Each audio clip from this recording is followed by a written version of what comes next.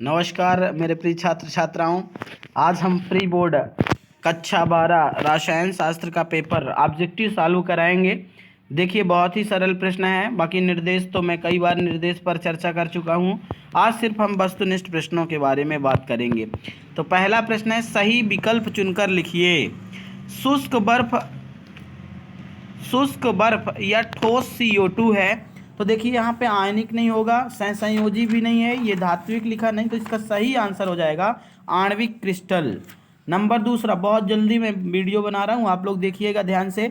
दूसरा प्रश्न है, किस अवक्रिया का वेग के बराबर एट कंसंट्रेट A की power m into at concentrate B की पावर n है। तो ये किस कोट की अपक्रिया होगी? तो यहाँ पे दोनों को जोड़ देंगे तो ये सही आंसर हो जाएगा m+n। तीसरा है, कोलाइडी कणों का कौन सा गुण प्रकाश के प्रकीर्णन के कारण होता है? तो प्रकाश का जहां प्रकीर्णन पूछे तो वो सिर्फ टिंडल प्रभाव होगा। अगला है, हेमेटाइट लौह अयस्क के सांद्रण की विधि कौन सी है? तो चूंकि देखिए, मैंने पहले भी बताया, जहां लोहा पूछे वहां पे चुंबकीय पृथक्करण होगा और जहां पे सल्फाइड पूछे वहां पे झाग होगा। तो इसका सही आंसर क्या हो जाएगा? चुंबकीय पृथक्करण विधि। निम्नलिखित में से किस अक्रिय गैस का अष्टक अपूर्ण होता है? तो यहाँ पे क्रिप्टॉन, नियान, आर्गन। तो सही आंसर इसका हो जाएगा हीलियम, क्योंकि हीलियम का अष्टक अपूर्ण होता है। हीलियम का परमाणु क्रमांक 2 और इसका इलेक्ट्रॉनिक विन्यास होता है केवल 1s2, अतः यह अष्टक अपूर्ण गैस है। निम्नलिखित में किस औषधि की खोज अलेक्जेंडर फ्लेमिंग ने की थी? तो अलेक्जेंडर फ्लेमिंग ने पेनिसिलिन की खोज की थी। किसकी खोज? तो इसका सही आंसर हो जाएगा पेनिसिलिन। जड़नाशी या एंटीपायरेटिक निम्न में से कौन सी है? Procaine, xylocaine, aspirin, chloroquine. तो इसका सही आंसर हो जाएगा जड़नाशी में एस्प्रिन एक जड़नाशी है। ये कभी कभी ऐसे भी पूछ सकता है कि जड़नाशी, एस्प्रिन एक जड़नाशी और डैश डैश है, तो एस्प्रिन दो प्रकार से, जड़नाशी भी है और दर्दनाशी भी है। रिक्त स्थानों की पूर्ति कीजिए। अंतः केंद्रित घनी क्रिस्टल में, अंतः केंद्रित मतलब BCC, तो BCC में परमाणुओं की संख्या कितनी होगी? तो सही आंसर है इसका 2 होगा। नेक्स्ट है, झाग उत्प्लावन विधि डैश डैश अयस्कों का सांद्रण हेतु प्रयुक्त किया जाता है। तो इसको थोड़ा सा आप लोग ध्यान दीजिएगा, यहाँ पे दूसरे का पेपर है, क्वेश्चन थोड़े से गलत हैं, इस पर आप ध्यान मत दीजिए जो लिखे हैं। तो इसका सही आंसर झाग उत्प्लावन विधि द्वारा सल्फाइड अयस्क, क्या हो जाएगा सही आंसर? इसका हो जाएगा सल्फाइड अयस्क के सांद्रण हेतु प्रयुक्त की जाती है। अगला प्रश्न है, SO2 द्वारा विरंजन डैश डैश क्रिया द्वारा होती है। SO2 का जो विरंजन होता है, विरंजन मतलब उसका रंग का उड़ना, तो यहाँ पे अस्थाई मत लिखना, अस्थाई क्रिया द्वारा नहीं होती है। SO2 द्वारा जो विरंजन है वो अपचयन क्रिया द्वारा होती। किस क्रिया द्वारा? अपचयन क्रिया द्वारा होती है, ध्यान रखिएगा। SO2 द्वारा विरंजन, विरंजन का मतलब रंग उड़ना, तो आप लोग इसको ध्यान से रखिएगा कि जब SO2 नमी से क्रिया करेगी तो अपचयन होगा और अपचयन से ये बनाएगी रंगहीन, इसका रंग उड़ जाएगा। और जब इसका ऑक्सीकरण हो जाएगा, जब इसको वायुमंडल में खुला छोड़ देंगे तो ऑक्सीकरण के बाद ये रंगहीन से कैसे हो जाएगी? पुनः रंगीन। इसलिए यह अस्थायी क्रिया है, पर इसका सही आंसर क्या हो जाएगा? तो इसका सही आंसर होगा अपचयन। ऐसा पदार्थ जो आमाशय की अम्लता को कम करता है उसे प्रति अम्ल, या इंग्लिश में एंटासिड भी लिख सकते हैं, हिंदी में लिख देना, सही आंसर है प्रति अम्ल। अगला ऑब्जेक्टिव, पर्यावरण में प्राकृतिक रबड़ के तिर्यक बंध डालने की क्रिया क्या कहलाती है? तो इसका सही आंसर हो जाएगा बल्कनीकरण। क्या हो जाएगा? इसका सही आंसर हो जाएगा बल्कनीकरण। ये पेपर जिसका उसको मत देखना, क्योंकि इसमें बहुत सारे गलत मुझे समझ में आ रहे हैं, सभी गलत हैं। आप लोगों को मैं इसीलिए वीडियो बना के भेजा हूँ कि आप एक बार ऑब्जेक्टिव क्लियर और सही लिखें। तो इसका प्राकृतिक रबड़ में S के तिर्यक बंध डालने की प्रक्रिया को बाल्कनीकरण कहते हैं। वल्कनीकरण की क्रिया का अध्ययन सर्वप्रथम चार्ल्स गुडईयर ने किया था। पर्यावरण में अपघटित होने वाले बहुलक, तो देखिए दो प्रकार के हैं, जो अपघटित होते हैं और जो अपघटित नहीं होते हैं। तो जो अपघटित होने वाले बहुलक हैं वो जैव निम्नकर्णीय कहलाते हैं। यहाँ पे सहबहुलीकरण नहीं होगा, जैव निम्नकर्णीय बहुलक होगा। क्या होगा? जैव निम्नकर्णीय बहुलक कहलाते हैं। और जो पर्यावरण में अपघटित नहीं होते हैं उसको अजैव निम्नकर्णीय बहुलक कहते हैं। तो इसको आप लोग ध्यान रखिएगा। पर्यावरण में अपघटित होने वाले बहुलक क्या कहलाते हैं? तो जैव निम्नकर्णी बहुलक कहलाते हैं। दोस्तों सही नहीं होगा, गलत है। अगला ऑब्जेक्टिव है बैकेलाइट एक प्लास्टिक है, तो तापड्रह या इंग्लिश में लिख सकते हैं आप थर्मोसेटिंग प्लास्टिक। कैसा है? थर्मोसेटिंग प्लास्टिक है। तो बैकेलाइट एक थर्मोसेटिंग प्लास्टिक है या तापड्रह प्लास्टिक है। फिर इसके बाद देखिए ये रहे आपके सही विकल्प। इसमें जो टिक लगे उस पर आप लोग मत लिखिएगा, क्योंकि ये पेपर मेरे को मिला है अभी इसमें, जिसमें थोड़े से मिस प्रिंट हैं, इसलिए जो मैं बता रहा हूँ उनको आप अपने से अच्छे। अब अगला प्रश्न है सही जोड़ियां बनाइए। आइए हम सही जोड़ी पे बात करते हैं, ये भी बहुत सरल है। धात्विक क्रिस्टल, अभी वहां पे पूछा था CO2 किस प्रकार का क्रिस्टल है, तो आणविक था। यहाँ पे धात्विक क्रिस्टल में धात्विक बंध होगा, क्या होगा? धात्विक क्रिस्टल का सही आंसर हो जाएगा धात्विक बंध। हीरा सहसंयोजी ठोस, स्कंदन शक्ति, हैलोजन, धात्विक बंध, नाइट्रोबेंजीन, प्रोटीन N2O, तो इसका हीरा का हो जाएगा हीरा, ग्राफाइट, सिलिका पूछे तो सहसंयोजी ठोस हैं।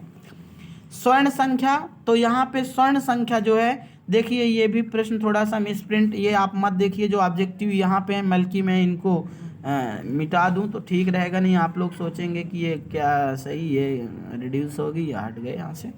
अब देखिए तीसरा यहाँ पे मैं बात करता हूँ स्वर्ण संख्या, तो स्वर्ण संख्या जो स्कंदन शक्ति से है, क्या हो जाएगा स्वर्ण संख्या का? स्कंदन शक्ति।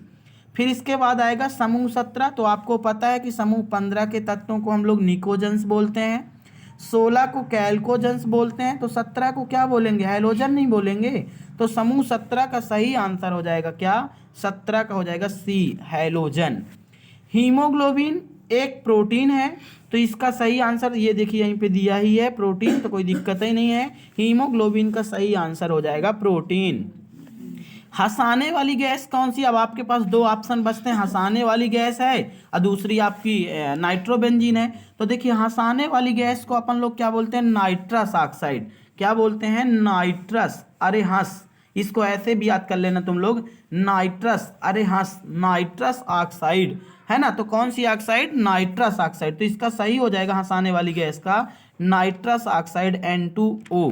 लास्ट बचता तो मीरबेन का तेल, तो ये नाइट्रोबेंजीन कहलाता है। नाइट्रोबेंजीन को मीरबेन का तेल कहते हैं, इसकी गंध जो होती कड़वे बादाम जैसे होती है। तो आपके ये 7 त्रिक 21 प्रश्न क्लियर हुए। अब आइए हम बात करते हैं एक शब्द में उत्तर लिखिए।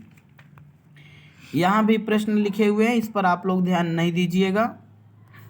ये पहला है, ये एथिल एसीटेट का जल अपघटन किस कोट की अपक्रिया है? तो एथिल एसीटेट का जल अपघटन प्रथम कोट की अपक्रिया है। हालांकि इसको छदम प्रथम कोट भी लिख सकते हैं, पर प्रथम कोट ही सही है।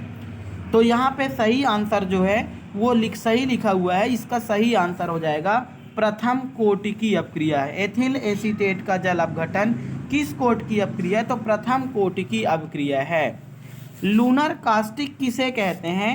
तो लूनर कास्टिक जो है वो सिल्वर नाइट्रेट होता है। क्या होता है? सिल्वर नाइट्रेट को लूनर कास्टिक कहते हैं। इसका सूत्र AgNO3 है। इसका उपयोग अमिट स्याही बनाने में किया जाता है। यदि संकुल ऋण आयन है तो केंद्रीय धातु के नाम के अंत में क्या लगाएंगे? तो यहाँ पे हम लोग एट शब्द जोड़ते हैं। यदि ऋण आयन है तो क्या जोड़ते हैं? एट जोड़ते हैं। द्वितीयक एल्कोहल के ऑक्सीकरण करने पर क्या प्राप्त होता है? द्वितीयक एल्कोहल का सूत्र जैसे CH3 और यहाँ पे CHOH है। यदि हम केवल ऑक्सीकरण एक ही स्टेप में कर रहे हैं तो यहाँ से ऑक्सीकरण में H2O बाहर निकल जाएगा, तो बचेगा क्या? CH3 और ये CO कीटोन, और इसके बाद फिर ऑक्सीकरण करेंगे तो अम्ल बनेगा। पर द्वितीयक एल्कोहल के ऑक्सीकरण पर क्या प्राप्त होता है? तो आपको सही आंसर यही लिखना है कि कीटोन प्राप्त होता है। अमोनिकल सिल्वर नाइट्रेट का विलयन क्या कहलाता है? तो इसका सही आंसर है टॉलेन अभिकर्मक कहलाता है। नाइट्रिकारी मिश्रण किसे कहते हैं? तो सांद्र HNO3 और H2SO4 के मिश्रण को क्या कहते हैं? नाइट्रिकारी मिश्रण कहते हैं। अगला है एमिनो अम्लों को आपस में कौन सा बंध जोड़ता है? तो इसका सही आंसर हो जाएगा पेप्टाइड बंध जोड़ता है। हाँ जी, कोई दिक्कत नहीं। फिर ये आपके पूरे ऑब्जेक्टिव क्लियर हो गए हैं। अब इसके बाद जैसे यहाँ पे देखिए प्रश्न भी बहुत सरल सरल दिए हुए हैं, इनको आप देख सकते हैं। मैं थोड़ी सी बात कर रहा हूँ, जैसे देखिए कुछ प्रश्न हैं, बाकी प्रश्न आप अपने से करें, इनका डिटेल में नहीं देने वाला हूँ। 120 ग्राम NaOH के 120 ग्राम NaOH के 2 लीटर बिलियन में विलेय का मोलरता ज्ञात करना। मोलरता का सूत्र M बराबर W गुणे 1000 बटे स्मॉल m इंटू भी। अब यहाँ पे देखिए W कितनी है इसकी 2, मतलब 2 गुणे 1000, सॉरी W की मात्रा 120 है, सॉरी 120 गुणे 1000 बटे m कितना, NaOH का अनुभार कितना होता है 40, अगुणे 2 लीटर, मतलब यहाँ पे 2 लीटर को ml में बदल दो 2000। तो ये 3 जीरो से 3 जीरो कट जाएंगी, ये जीरो से ये जीरो कट जाएगा, ये 2 से काट दीजिए तो 2 छक्का 12, 6/4 या 3/2, आप इसको डिवाइड करके आंसर लिख दीजिए।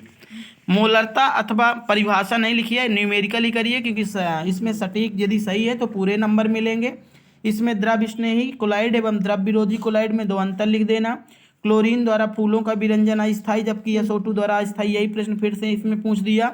या कि आप इनको किया करिए, ये HCl HF वाले ये सरल रहेंगे। HCl का क्वथनांक HF से कम होता है, तो बताना कि HF में जो फ्लोरीन परमाणु होता है वो उच्च ऋण विद्युतीय परमाणु है, जो हाइड्रोजन के साथ मिल करके और हाइड्रोजन बंध बनाता है। हाइड्रोजन बंध के कारण इसके अणु आपस में संगुणित हो जाते हैं, अतः इन बंधों को तोड़ने के लिए या इनके अणुओं को तोड़ने के लिए अधिक ऊर्जा की आवश्यकता होती है, इसलिए इसका क्वथनांक जो है उच्च होता है, जबकि HCl में हाइड्रोजन बंध नहीं होगा, अतः इसका क्वथनांक कम होता है। ऐसे सेम आंसर ये भी है, H2O द्रव है, H2S गैस है। EDTA का पूरा नाम लिखिए, तो एथिलीन डाइएमीन टेट्राएसीटेट, या कि इसको नहीं आप इसको करिए। K2 धन आयन, ऋण आयन तथा उदासीन संकुल, इसमें केवल एक शब्द लिखना है K2HgI4, तो ये आपका जो संकुल होगा ऋण आयन। दूसरा यहाँ पे लिखा हुआ है CONH3 का होल 6, तो ये आपका संकुल, ये D3 बना हुआ है, इसको सुधार लीजिएगा, Cl3 होता है ये, तो ये भी संकुल आपका धन आयन होगा। तीसरा देखिए K4 है, तो ये संकुल आपका ऋण आयन हो जाएगा।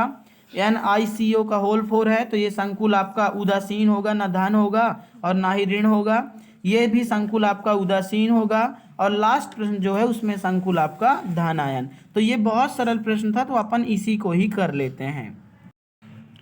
मैं आप सभी से एक रिक्वेस्ट जरूर करूंगा, जिन जिन लोगों ने मेरी वीडियो देखा तो कृपया एक लाइक तो बनता, जब आपने इतनी वीडियो ही देख ली तो लाइक करने में क्या जाता है, तो प्लीज़ लाइक शेयर और सब्सक्राइब ज़रूर करें। धन्यवाद। ताकि मैं आपको परीक्षा के समय भी केमिस्ट्री के बहुत महत्वपूर्ण जो प्रश्न हैं उनकी वीडियो, जो केमिस्ट्री की ऑर्गेनिक केमिस्ट्री की रिएक्शन है उनकी वीडियो की मैं ट्रिक बना के भेजता रहूं। तो प्लीज़ मैं आप सभी से एक बार पुनः रिक्वेस्ट करूंगा, प्लीज़ लाइक ज़रूर करिए, शेयर कर दीजिए, सब्सक्राइब करिए, तो इस प्रकार से ताकि मैं आपको वीडियो लगातार बनाता रहूं। धन्यवाद। आपका प्रेम स्नेह सदैव बना रहे।